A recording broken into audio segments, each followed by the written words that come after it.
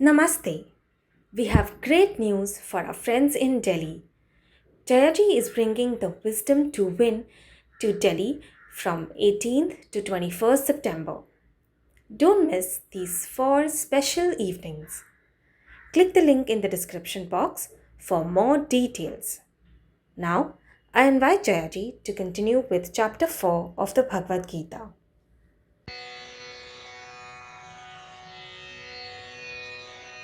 ॐ सहनाववतु सहनौ भुनक्तु सह वीर्यङ्करवावहै तेजस्विनावधीतमस्तु मा विद्विषावहै ॐ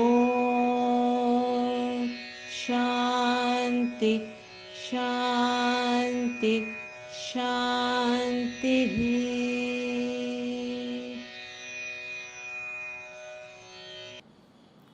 The third, yeah, you have a question? Oh, that's for her. Yes. Vasanas and gunas, are they synonyms or does the person inherit from their previous jnana?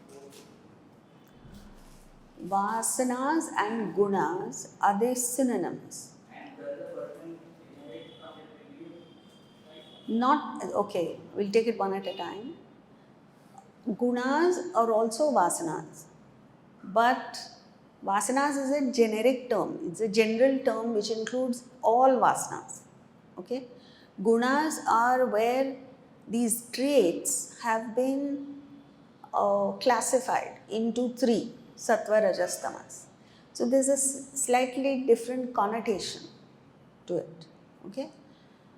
Are they inherited from the past lives? Yes, but they are also cultivated during this lifetime. So it's a dynamic thing, it's not a fixed thing. Every moment, every day that you act, you're changing your guna mix, you're changing your vasana mix, depending on thoughts. How you think, what you think of, what you're encouraging in your, what you're nurturing in your personality, what you're ignoring or neglecting.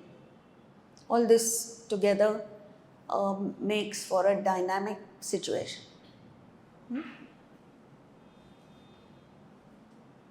Shall we plan our future or just surrender?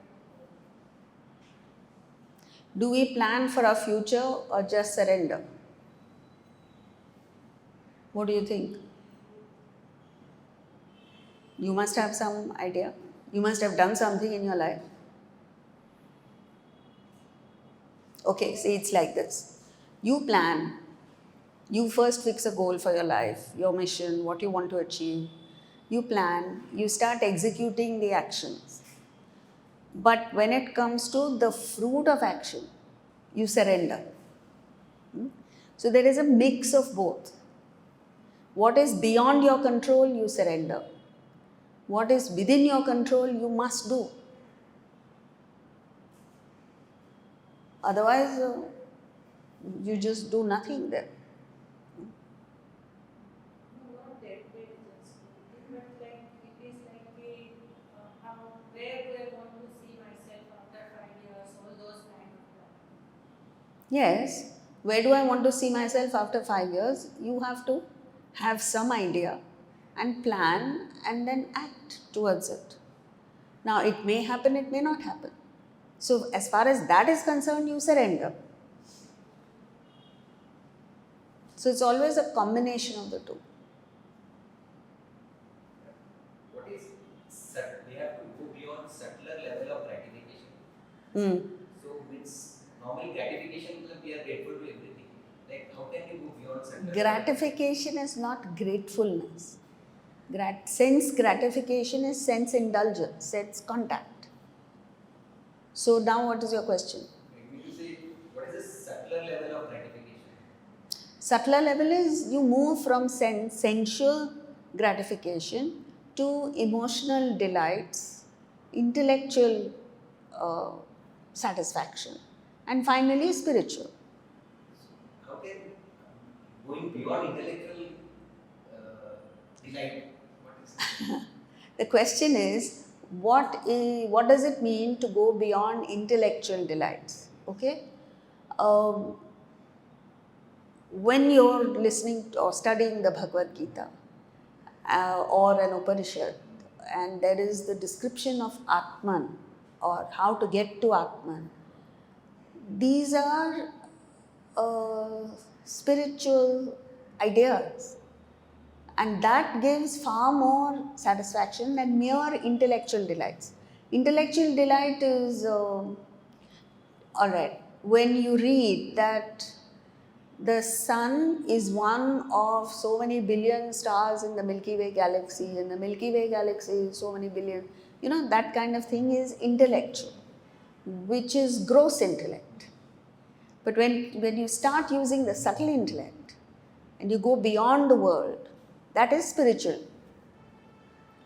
So it can come through intellectual pursuit, which is the study of the scriptures, or it can come through bhakti, where you listen to music, classical music or a bhajan or something like that, and it uplifts your soul, as it were.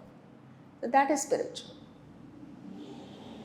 Because we are being told that we have to use our intellect. Always we have to. So then it is in one of the it's been said you have to go beyond this intellectual delight. Yes, I just explained what is spiritual. That is beyond intellect. So either you use the mind and its emotions, or you use the intellect and its penetrating quality to go beyond the world, to go beyond the mind and the intellect. Okay. You can't really until you get to realization, but you get glimpses. Yeah? Glimpses in what way? Like, It's difficult to explain. is it like what they call it, siddhi and all? No. Please don't get into such things. It is all very normal. Anybody is capable of feeling that. It's just a feeling of upliftment where you temporarily lose sight of your body, mind, and intellect, and you're completely enthralled with the idea of the transcendental. It's still a thought, so you haven't got there, but it helps to lift you up from the world, and that is necessary. It's like you look at a flower and you marvel at the flower, you wonder who created it. That is transcendental. Okay? So when you act, if you act for a personal return, a selfish purpose, you want money, you want recognition, you want, I don't know, whatever, an award maybe. Just this afternoon somebody messaged me. I believe it's J.R.D. Tata's birth anniversary. And it said that he is the only industrialist in India who was awarded the Bharat Ratna. So I was just so happy about it, and I sent it to somebody. And he said, actually, someone else should have got it. He did more service. And so I just kept quiet. See, you may have your own opinion, but you can't take away the fact that this gentleman got an award, and the first time and the only person to have got it. He must surely have done something, So, how did he get that? Because he worked for something beyond himself. You cannot get a national award unless you contribute to the nation in some way. So, you must have that vision of the beyond. I'm not saying he was spiritual, I don't know. But the contribution to the nation was there. So, either you do it only for yourself, and there are so many people who do it, or you are emotionally driven to do it for maybe the poor, maybe handicapped. So there are people who have handicapped children and who have gone through the pain and the suffering and then decide to do the same for other handicapped children. So there's an emotional motivation. Or there could be an intellectual drive that I want my company to be the best in the world, because not just it's my company, but I want an Indian company to be the best in the world. Or it could just be that you're doing it as an offering to God. You have a certain talent, whatever it be, I don't mean business, any field. Music or cooking or sport, anything. You have the skill, you have this ability, you understand it's not yours, it's a God-given gift. And every time you act, you offer it as your thanksgiving to that divine power that has gifted you with it in the first place. Then it becomes magical. You understand what I mean? Then you break through all kinds of barriers. You shatter records. Because actually what is happening is, because you align yourself with the Spirit, the power of the Spirit functions through you. That is how you achieve such wonderful things. Yeah? And that every one of us is capable of. Not all of us are hugely talented like Sachin Tendulkar. Not all of us are born with a silver spoon in the mouth. We're not billionaires. Not all of us have the right breaks or the opportunities. But all of us have spirit in equal measure. And all you have to do is tap into that. It's so easy. So why we're not doing it is something Krishna can understand. He can understand everything else. Except, why are you choosing to be subordinate? To be flawed? This is something that he can't understand. So we ourselves should be restless or uncomfortable with our own imperfections. You see? That is not there. Because you accept it, that this is how it's going to be. Someone who challenges it achieves. Right? How is it that the West has been able to achieve so much? Because they were intolerant to imperfections. Now, they were intolerant to imperfections among other people outside. What Vedanta speaks of is, be intolerant to your own imperfections. Because no one else can correct us. See, the West has achieved it by the carrot and stick method. Well, that is meant for donkeys, that's not meant for human beings. You have to inspire people. So first of all, to inspire people, you have to inspire yourself, right? With a higher purpose. And it's not easy, because every day is not an exciting day. Every day is not a fulfilling day. Every day somebody doesn't come and say, great job done. Every day is just another ordinary day. It's the grind that you have to go through. And while you're going through the grind, you must keep up that inspiration. That why am I doing what I'm doing? Right? So the 4th chapter talks about how to make every action of yours divine. You don't have to, see, the law is as you think, so you become. So you have to do spiritual activity every moment to become spiritual. But how can you do that? You have your obligations, you have your jobs, you have your business, you have So many things. So, plus you have your desires that push you out to the world. So, they did a fantastic thing. They did not say leave everything and think of God. They said, whatever you're doing, they planted a God there. They converted that activity itself, that action itself, into yajna. So you can't escape. But how we've managed to escape is a miracle. So that is how, from the third chapter starts with action, higher ideal, and all of that. Now he's divinizing all our activity. Whatever you do is divine.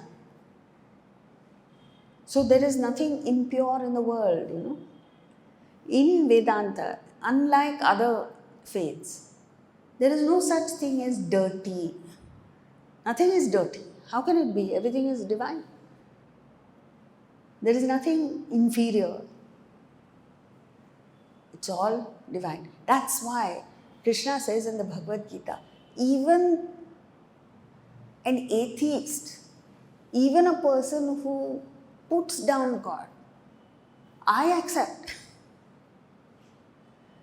Look at the Catholicity of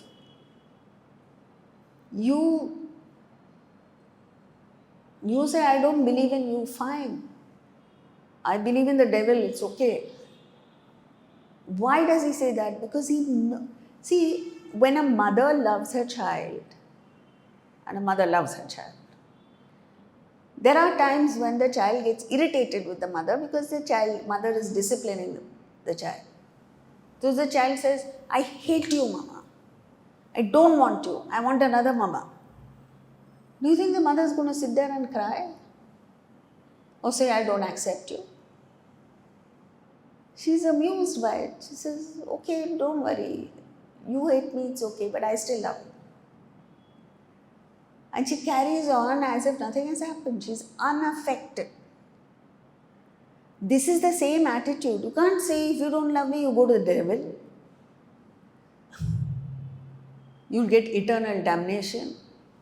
This is never said.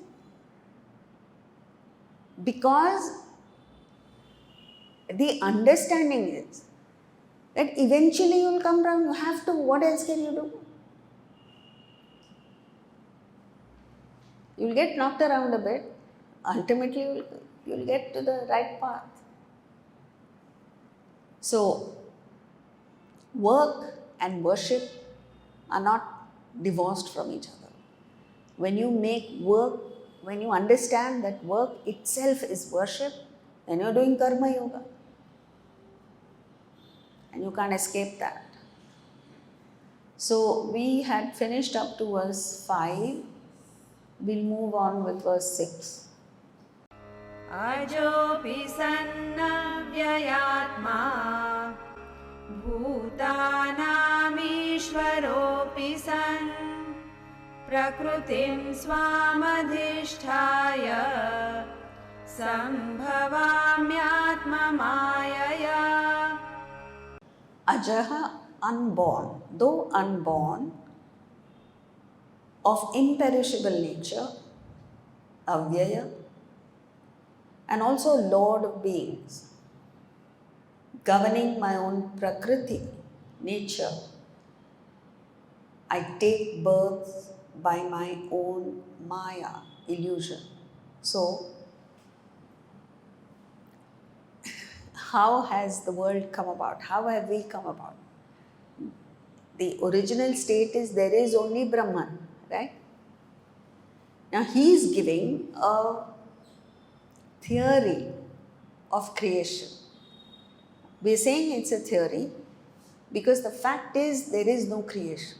The truth is there is no creation. It's just the whole thing is a figment of imagination. So it's like saying, I created the dream. How could you have, there is no dream. When you wake up, there is no dream. So what have you created? So, God enchained is the human being. Enchained with what? Vasanas, correct. Which means ignorance. So now how to get back? Human being unchained is God. So you have to free yourself of this bondage. Ajaha, he says, unborn.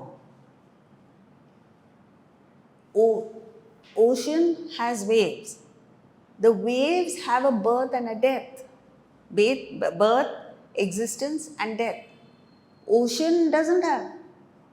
With reference to the waves, ocean is unborn. Similarly, gold is just there. It's unborn. Ornaments are made out of gold, they are born, they exist for a while, they melted, they go back into the gold. Avyaya, imperishable. Only matter perishes. Spirit cannot perish. Ishvara, Lord of all beings and the source of all beings and the very material of all beings. Prakriti, matter and spirit are one. They're not different from each other. In other words, world is also Brahman. In the desert, the hot sun, you see a mirage. Huh? What do you see? Water. Is that really water? It's nothing but desert. Nama Rupa. The diversity that you see is only different names and forms. Like gold is made into a bangle, a necklace, an earring, what else? Ring, wedding ring. So many different things come out of gold. All these have Nama Rupa. They have a form, they have a shape, they have a design, they have a name. Gold doesn't have. Gold is beyond Nama Rupa. You know, when there's a magic show, the children get carried away by the magic. They say, oh, how did the magician pull a rabbit out of a hat? Various tricks the magician does. But an adult, the parent, sits there, he enjoys the magic show maybe, but he's not carried away by it. Why? Because he knows it is impossible to do all of that. You can't produce a rabbit out of thin air. That's the thing. So you and I are like children. We get carried away with this magic show that is the world. Maya. That is Maya. Maya means that which is not. Whatever you think it is, it's not. It's not that. Somebody referred to it as the splendid symphony of the soul. How beautifully put, poetically put. It's like charcoal and diamond are both carbon. How can you believe that? Look at the difference. Diamond is the hardest material. Charcoal is softest. Charcoal is inexpensive. Diamond is very expensive. Charcoal is black and unattractive. Diamond is so attractive, the whole world is running after diamonds. Yet, at its core, both are the element carbon. So when a chemist understands, a scientist understands that, he has no extra value for diamond. When you wear a solitaire, what does he see? Black carbon. Therefore, he has no value for it. Ignorant people get carried away. Huh? Which is why when Shivaji Maharaj he was Sant Tukaram's disciple. He said, and in There is a saying that wherever a rich man, a Maharaj goes, poverty cannot exist in his surrounding because he carries it with him. So he gave jewelry to his wife and children with the best of clothes and everything. And Sant Tukaram went there. And one by one he took out his wife's jewelry. And he said, after he took everything away, he said, "You look so beautiful as you are. Why do you want to look like a clown?" You know, that perception of a master, of a person who has crossed the illusion, is something else. He sees beauty where you don't see it. And he sees you as a clown where you see beauty there. That's what it is. How does the two atoms of hydrogen combine with oxygen to form water? Huh? Hydrogen enables combustion. Oxygen, combustion. The combination is water, which extinguishes fire. I mean, like this, there are so many things that are baffling, yet true. How can knowledge and stupidity coexist in one person, yet it is true? Isn't it? What is knowledge? Atman. What is stupidity? What all of us carry. How can the two coexist? And yet they do. So, these verses are meant for a reflection. And then you suddenly see, like you were saying, spiritual, you suddenly see light. Light means not actual light. You suddenly get inspired with that thought. And then you come back to your ignorance. But you keep pulling yourself up, you remain there for much longer. Next verse. यदा यदा हि धर्मस्य ग्लानिर्भवति Bharat अभ्युत्थानमधर्मस्य तदात्मानं सृजाम्यहम्. Now, in these two verses, 7 and 8, he is describing how nature functions. You know, the interplay between goodness and evil.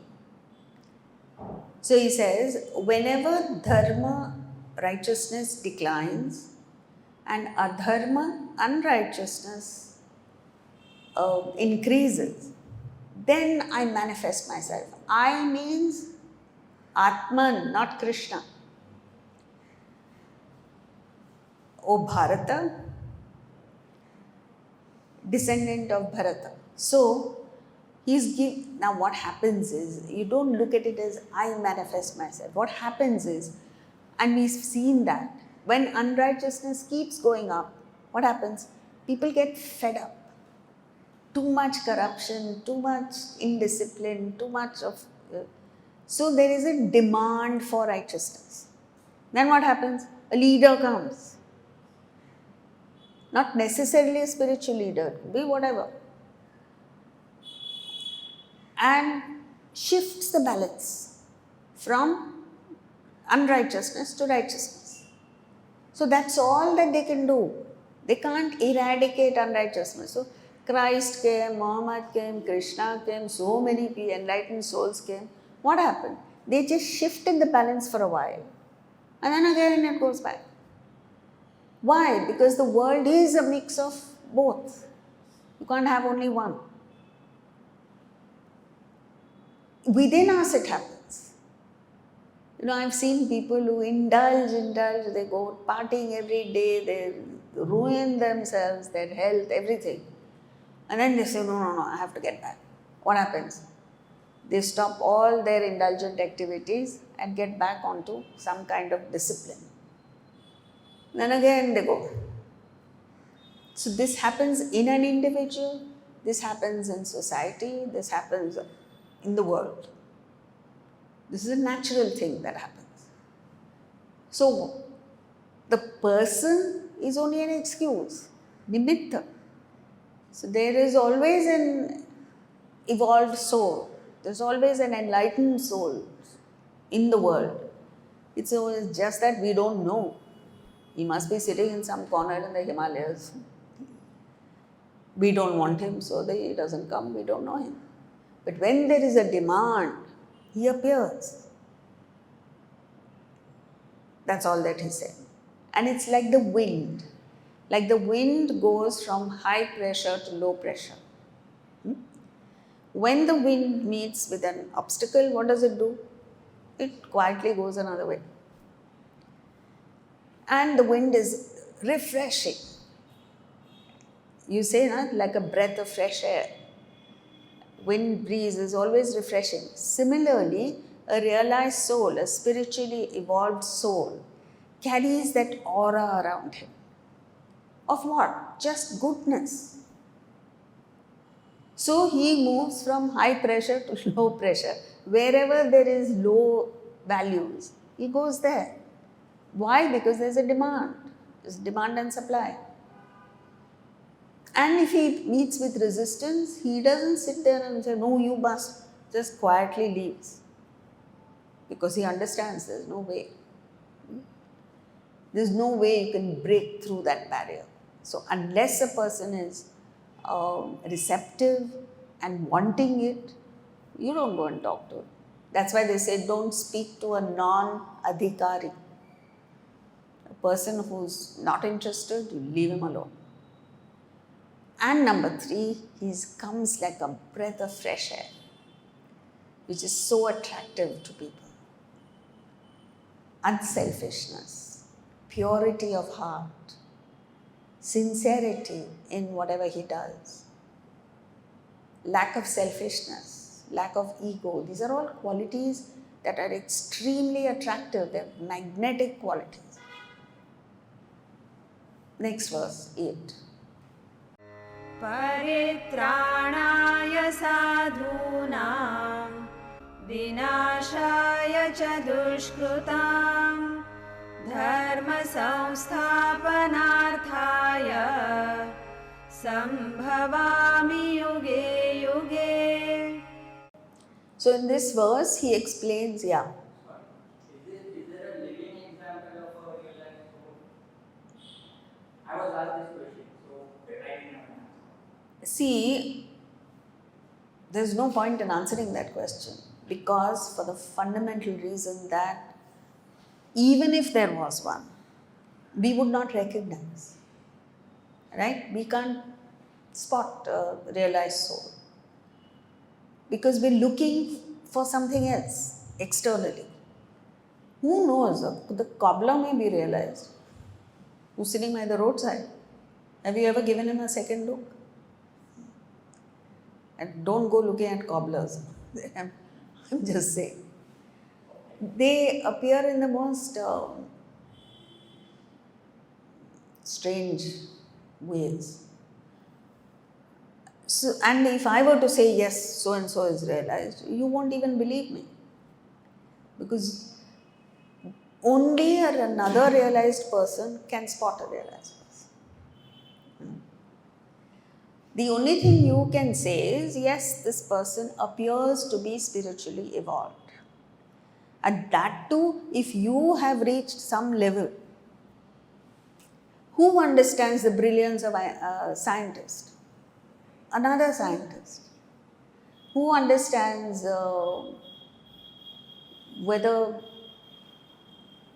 Bhimsen Joshi was a better musician or Ustad Bismillah Khan? Only another musician would know, classical musician. So it's like that. And comparing two wrong, Bhimsen Joshi or Kishori Amankar. Who will know? Only another musician of some high standard. So you go by what you see. And what must you look for? Number one, whether what the person presents appeals to you. Number 2, does it help me?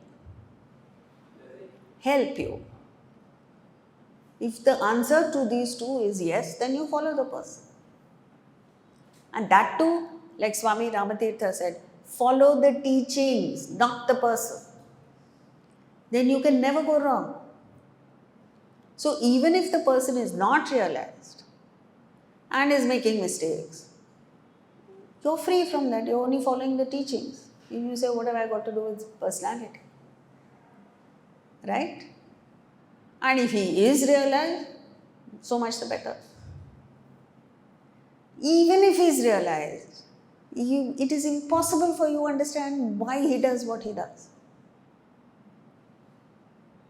There's so many examples of realized souls who have done things that you will never understand.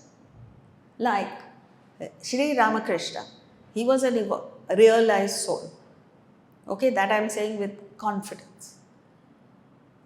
Narendra went to him and asked him a question. Clear question. Have you seen God? You know what his answer was? Yes, as clearly as I see you. That was a lie, because the fact is that nobody can see God. Then why did he tell a lie? Because the world would have lost Swami Vivekananda. He would have just gone. And it's not because the world, he evolved. He became a better person because Ramakrishna told a lie. It was a lie, right? Now you can't go there and say, why did you lie? You're supposed to be a realized soul. You understand? It's impossible to understand a realized person and their motivations. Why they do what they do. Very difficult. Okay? Yeah. So, in continuation to this question, do these realized souls or these people who are attracted to bodies, people who have followed the spiritual path for a long time, they have also undergone transformation and made mistakes and then reached that stage? Yes, see, there are two types of people. One is an avatar, like Rama and Krishna are supposed to be avatars of Lord Vishnu, which means they were realized at birth. So they haven't gone through this transformation and all that. But yes, the others have to go through the path. No? So they must have committed mistakes, learn from the mistakes. See, the spiritual path is like a razor's edge. So you go slightly this side, you will fall off. Slightly the other side also, you will fall off. So how to keep on that razor's edge is difficult. So somewhere you will make mistakes. That doesn't matter. What matters is you quickly get on board again and continue with your journey. You learn from your mistakes. Yeah? And it also doesn't matter how high or low you are. What matters is you're making improvements. You're going along the path upward. So if every few months you are a better person than you were before and you're moving in the right direction, you're fine. Don't worry about where you are. Right? It's like, how do you become rich? Same way. You keep collecting assets. And your assets should increase, that's all. What does it matter how much you have? Because in material wealth, just as in spiritual wealth, half the time, 90% of your wealth you're never going to use. It's just a figure. And then you're paying tax on it, that's all. Right? You're never going to use that. So what does it matter how much you have? Like I would say the top 10 people, they're competing with each other, trying to get the better of each other. What difference does it make? After all, you can't fly in more than one aircraft at the same time, right? You could have a fleet of aircraft. You can't drive in more than one car. You can sleep only in one room, in one bed. So there are restrictions. And then if you have 7 mansions, that is now all that is going to go to someone else. It's so stupid. There's a guy in my first visit to the United States. He had calculated. He himself was a millionaire, the son of a senator, son of a millionaire. And he was only 27 years old. I myself was in my 20s. So he had calculated, actually mathematically calculated, that you need, I forgot the figure, something like $350 million, which you can use. The interest from that, the returns you get on that, you can use. Beyond that, it's only a figure. So, what difference does it make? Really it doesn't make a difference. Similarly, spiritually, it really doesn't make a difference where you are. What makes a difference is in which direction are you moving. So, if you're going downhill, then beware.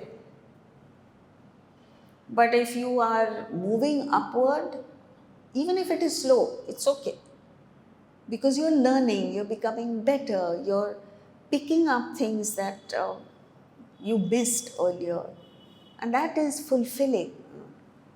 Like the Bhagavad Gita, every time I look at the same verse, and I must have done it thousands of times, I see something new, something that I can learn, something that will make me a better person.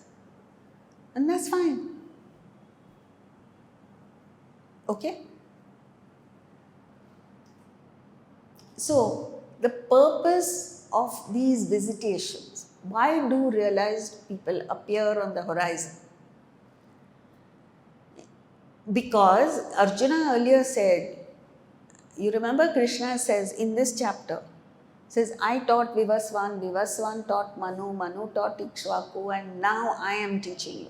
So he says, Vivaswan was born earlier than you, how could you have taught?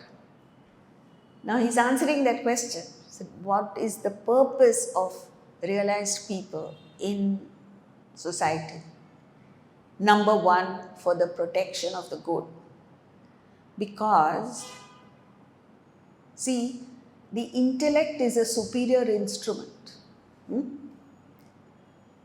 But to evolve spiritually, you don't necessarily need the intellect. You can use the mind, bhakti.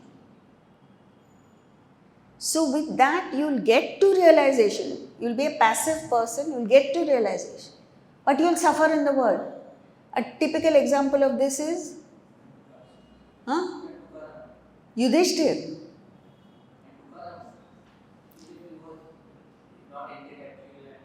True, but the example is Yudhishthir because Tukaram didn't suffer that much. Yudhishthir suffered, no? He lost the battle. He lost his kingdom. He lost his wife even. And he was taken for one big ride in the world. But he was the only one who got to go. Therefore, such people need protection. So who protected him? Krishna. Who protected the Pandavas? Krishna. So for the protection of the good, for destruction of evil, because evil becomes powerful when it is backed by the intellect. So there are two kinds of people.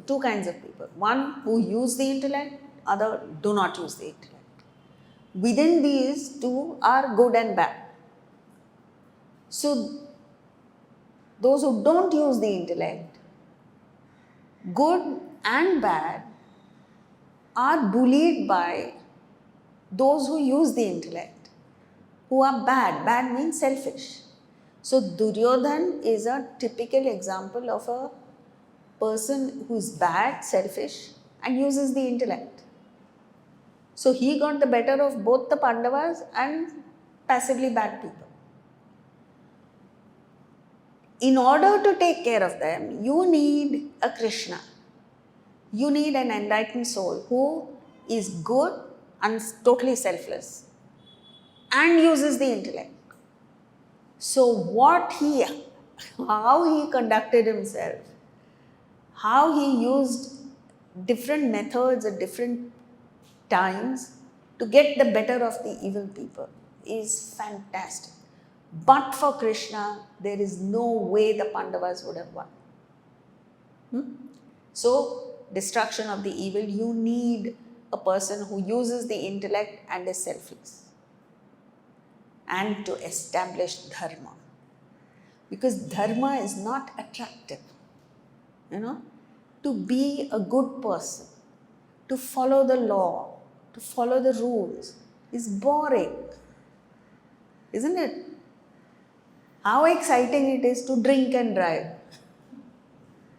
What fun it is to break the rules, to go through the red light, to go speeding. All this gives a high to people, immediate. Now, to tackle that, you need a person of wisdom who understands why the rules are in place. See, you go to the West, even at 2 a.m., if yours is the only car on the road, they will not go through the red light. They will stop. Because there is that odd chance that somebody will be coming from the other side. And then you've had it. Similarly, laws that govern the mind, the law of karma, you violate that and you've had it. So there has to be a healthy respect for the law. And that only a strong person can enforce it. Vast majority of people are non-thinkers. They don't think. So you have to have rules in place for them. Either social norms or the law itself, or a powerful spiritual master. So that is the purpose of the avatar. Next verse. जन्म कर्म च मे दिव्यम् एवं यो वेत्ति तत्त्वतः त्यक्त्वा देहं पुनर्जन्म नैति मामेति सोऽर्जुन. One who thus knows my divine birth and action, in essence, tattvataha, having left the body, is not born again. Such a one comes to me. So, with this verse, we enter the second topic of this chapter, the relationship between Atman and action. So, there are 3 stages of development. One is a very childish outlook in life where you're looking at the world for fulfillment, for happiness. So, your gaze is outward looking. Then some maturity sets in and you look within. And the third stage is where you merge with the self. So for that to happen, essentially there must be that understanding of the futility of worldly pursuits. Otherwise you remain childish, like a child wants chocolate. You show a child a chocolate, the child will come anywhere with you. Will do anything for it. So we are like that. You don't understand how we are operating. Someone just offers some glitter and you fall for it. That is what happened with Sita in the Ramayana. Sita represents the individual. She saw a golden fleeting deer and fell for it.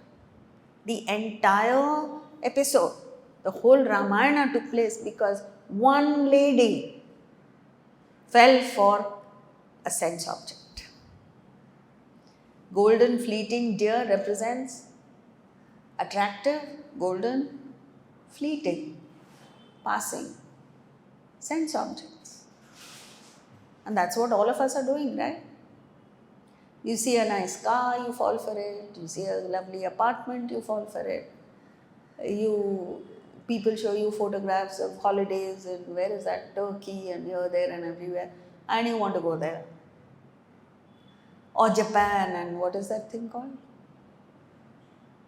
Cherry blossom.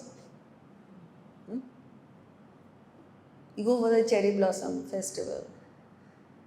Or somebody gives, there is that glitter of New York City, and you say, I want to go there.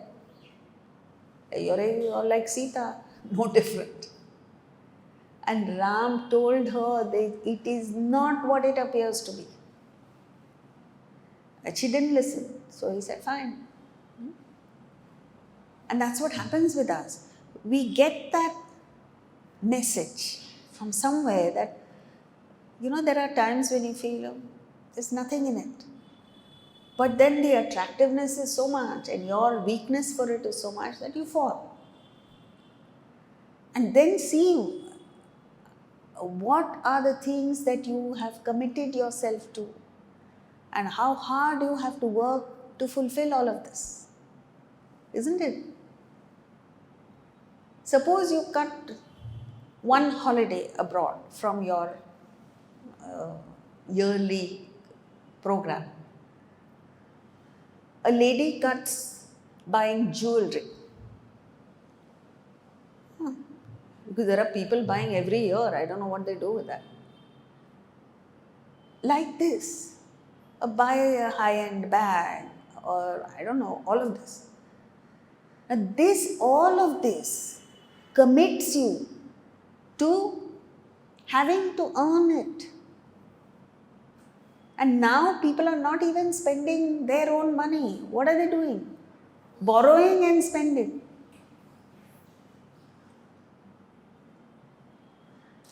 So and everyone is in debt. Nations are in debt, individuals are in debt, everyone is in debt. This is what happens when you ride on desire. So, this is outward looking. From there, you've got to use your intellect and understand, cut one by one. Nothing will happen if you don't go on a vacation. If you've never seen Paris in your life, is it going to make a difference in your life? And there are people dying to go to the US. You must go with the idea, if I get a visa, I'll go. If I don't get a visa, thank God I'm sitting here. But there are people who start weeping if they're rejected. The first time I went for the UK visa, I went with nothing, just the application form and my passport. So the guy said, you have no documents? I said, no. What makes you think I'll give you the visa? I said, I don't care. I didn't say I don't care. I said, look, I've got a US visa. I'm going to the US. If you give me a visa, on the way back, I'll go to London and come back. Stay there for 5 days and come back. If you don't give me a visa, I'll come back straight. What is the problem? Something like that I said. He gave me the visa. But if you say, they spot it. When you behave as if your life depends on that wretched visa, they will not give it. There's a family that applied 7 times for the US visa. Did not get it. And finally, you know what they did? They joined some Alaska tour just to get the US visa. And I met them in Houston. So I said, where do you think there's this pot of gold at the end of the rainbow? Why were you so desperate to get here? And they stayed in Houston for 15 days and came back. That's it. Ridiculous. So this outward looking thing, you've got to question. Every thought that comes in your mind, every activity you embark on, you must see how much does it take me off my goal. Is this what I have come into this world for? Just because it's a wave, everybody is doing it, so I'm doing it. look within means question all of that. And when you understand the utter futility, then you say, fine. You start saying no to the world, not because you can't afford it. You can jolly well afford it. Not because of any other factor, except that you have no value for it. When you don't have value for it, why on earth will you go or do anything? You know, when someone takes me to a high-end shopping mall in London or New York or any other place, I can't find anything that I can buy that will be useful to me. So it's a waste for me to go. And why will I go? So when I travel, apart from the airport, the place I'm staying and the place at which I'm lecturing, I don't see anything. I don't go anywhere else. Because just doing this is tiring enough. Why will you want to go somewhere else? So they said, you want to do some sightseeing? No. They must be thinking I'm the most boring person. And whatever there is worth seeing, I've already seen in my first visit there.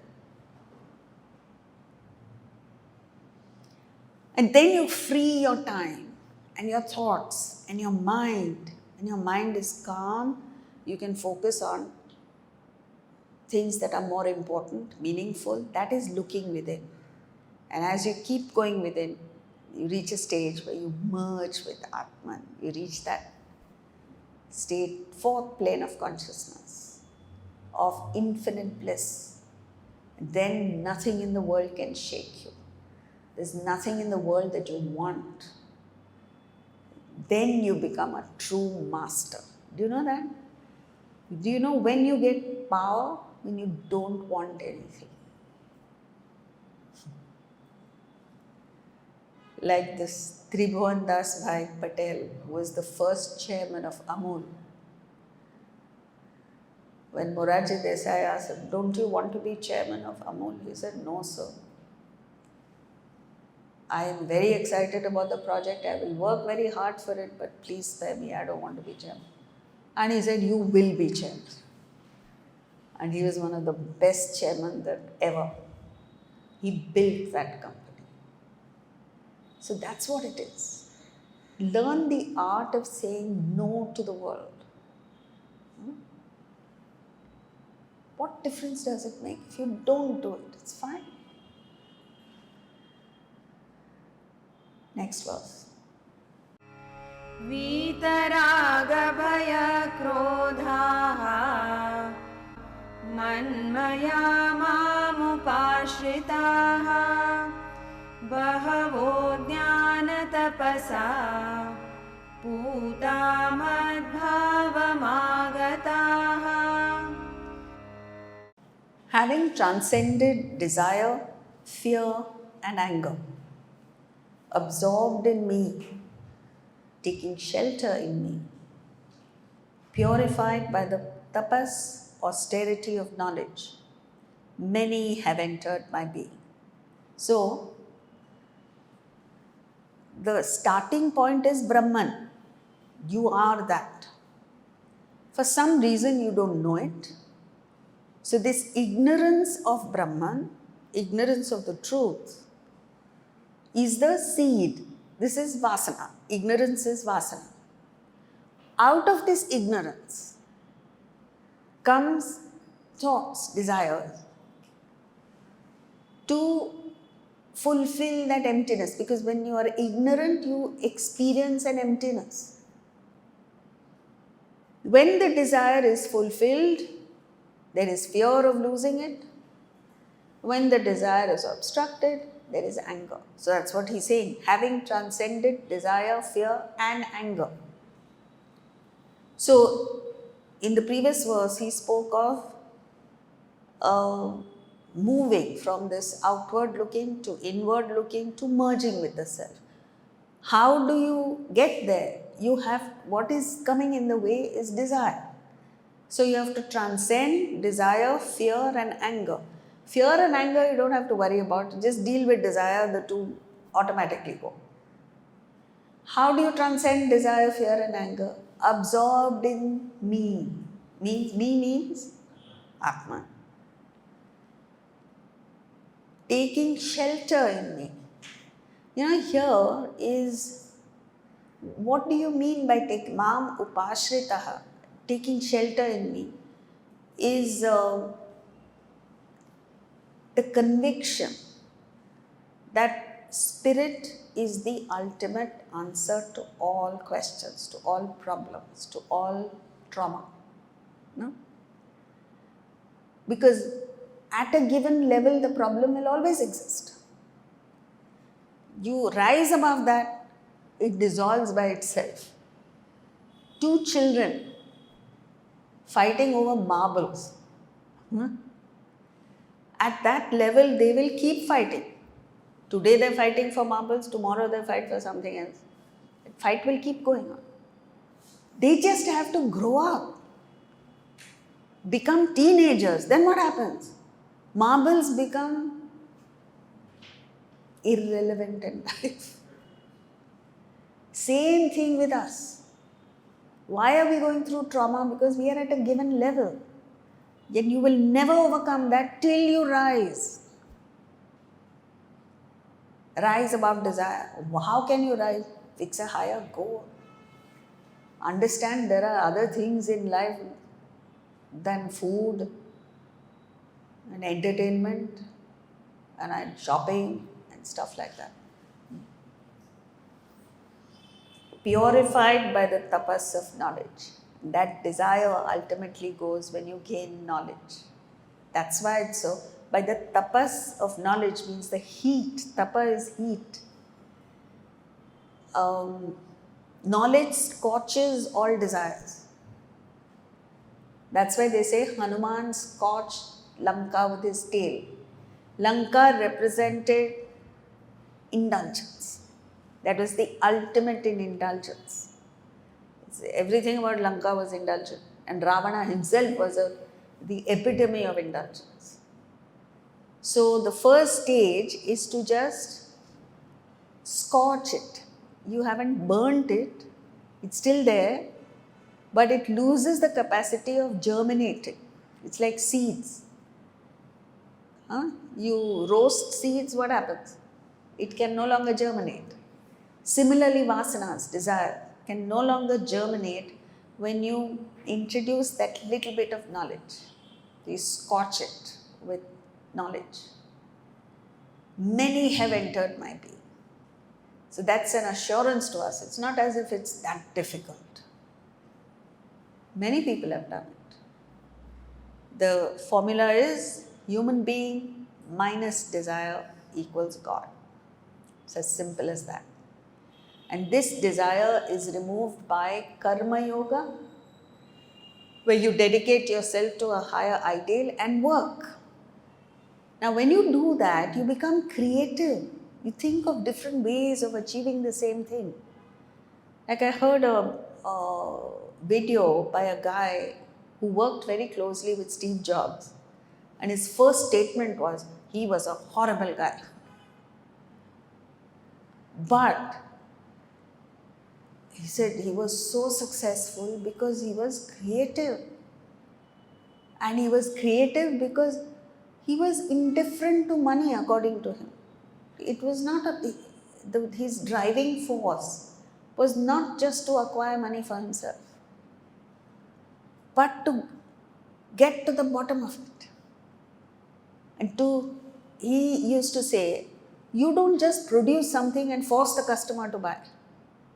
You have to find out what the customer needs and produce something that will fill that need. So it's a completely different way of looking at it. Then you become creative.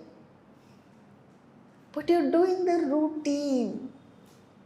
You're selling because you have to, you're doing whatever it is because it's your, and of course you'll be bored.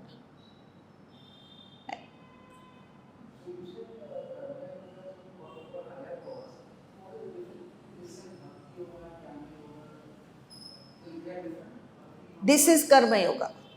When you working for a higher When you work for a higher purpose, yeah.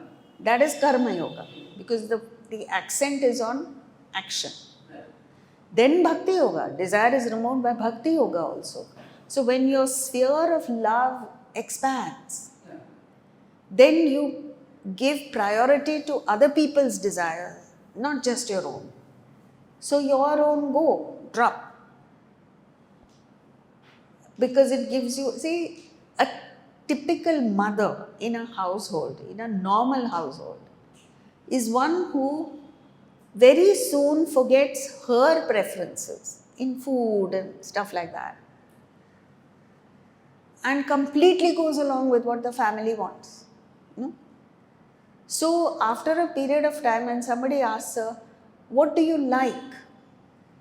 She'll say, oh, the family likes this. You see, but I'm not asking you what the family likes. What do you like? She's forgotten what she likes because she says, I'm so used to, giving priority to the family desires that my own have fallen in line with the family. That's what happens. Where there is love, you always, their desires take precedence over yours. So your desires go. Knowledge, you understand higher values and you understand the futility of the lower, impermanent. So that goes. This is how desires go. Yeah. That is knowledge. Yeah. Yeah. Yeah. So in this verse where they say absorbed into state to shelter me, so me means spirit. Me means spirit. Atman. Or next, 11. ये यथा मां प्रपद्यन्ते तांस्तथैव भजाम्यहम् मम वर्त्मानुवर्तन्ते मनुष्या पार्थ सर्वशः.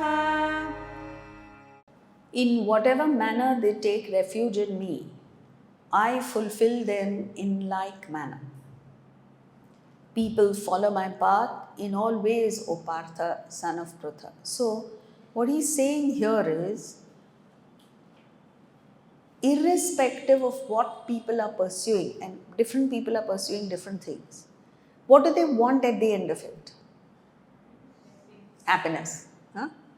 So, that's why he's saying, in whatever manner people follow me means pursue happiness, I fulfill them in like manner.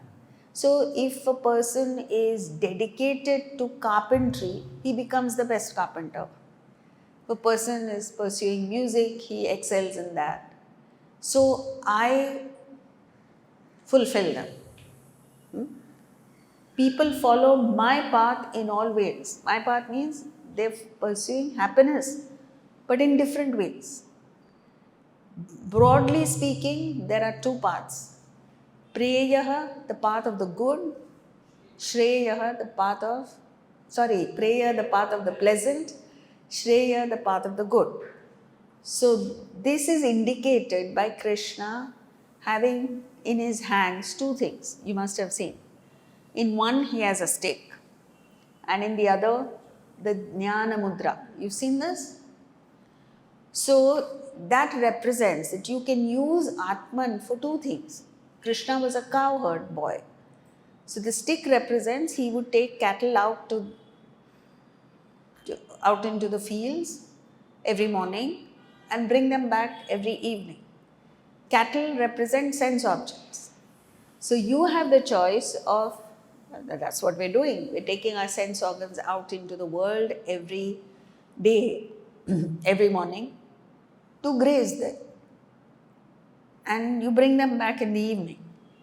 And he's using the example of cattle because cattle have a peculiar way of digesting food. You know what it is? Regurgitating, cut chewing. So they don't just eat and swallow like we do. I mean, they do, but they regurgitate the food in the evening, chew and swallow again. That is what we do mentally. So you go out, you have different experiences, you come back, and over dinner you regurgitate the food. Means you bring back your experiences and dwell on them. When you do that, you acquire more desires. So you can do that, or you can form the Jnana Mudra. Now, this finger represents the ego. That's why when your ego is at the forefront, you say, "You wait, I'll teach you a lesson." This finger comes out. These three represent body, mind, and intellect. So when the ego is joined to the body, mind, intellect, then you are asserting your individuality.